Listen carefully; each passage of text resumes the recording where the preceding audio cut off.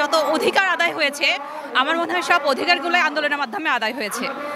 আমি আসলে কোটা সংস্কারের পক্ষে কথা বলতে চাই, কারণ আসলে কোটা পুরোপুরি বাতিল করে দিলেও আমাদের কিছু ক্ষুদ্র নৃগোষ্ঠী বা উপজাতি সংস্থা বা পিছিয়ে পড়া যে জনগোষ্ঠীগুলো আছে ওনাদের সাথে কিছুটা অবিচার করা হবে।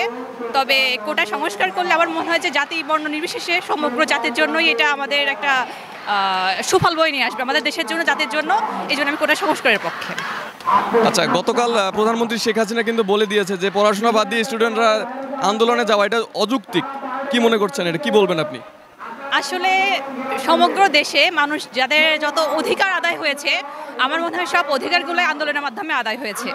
সো সব আমাদের দেশে যত স্টুডেন্ট আছে বা আমরা যারা সচেতন নাগরিক আছি, আমরা যদি এগিয়ে আসি আমার মনে হয় যে সুফল অবশ্যই সম্ভব।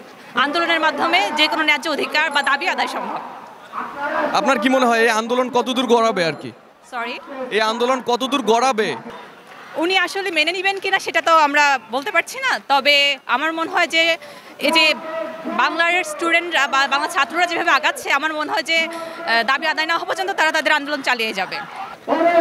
ভাই, আপনি কোটা সংস্কারের পক্ষে না বাতিলের পক্ষে?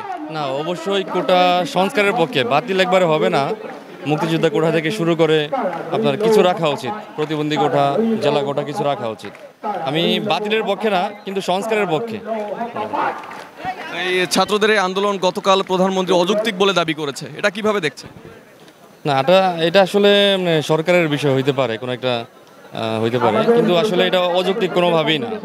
আমরা আসলে যদি কোটার মাধ্যমে ছাত্ররা বৈষম্যের শিকার হচ্ছে, গতকাল আমরা দেখলাম পিএসসি আপনার প্রশ্ন ফাঁসের সাথে জড়িত, তাহলে একদিকে প্রশ্ন ফাঁস, আরেকদিকে আপনার কোটা। তো এভাবে আসলে যারা মেধাবী ছাত্র ওরা মূলত বৈষম্যের শিকারই হয়ে যাচ্ছে আর কি। সো আমি মনে করি না, এটা অযৌক্তিক দাবি, এটা অবশ্যই যৌক্তিক দাবি। আপনার কি মনে হয় এই আন্দোলনের মাধ্যমে কি শিক্ষার্থীদের দাবি ফিরে আসবে বা সরকার মেনে নিবে? আসলে বাংলাদেশে আন্দোলনের মাধ্যমেই সব কিছু অর্জিত হয়েছে। আমরা গতবার যখন কোটা সংস্কার আন্দোলন করেছিলাম 2018 সালে, ওটাও আন্দোলনের মাধ্যমেই সফলতা পেয়েছিল। আমি আশা করি না, আন্দোলনে এভাবে না করেও যেন প্রধানমন্ত্রী বিষয়টা মেনে নেন আর কি, মেনে কোটা সংস্কার করে দেন।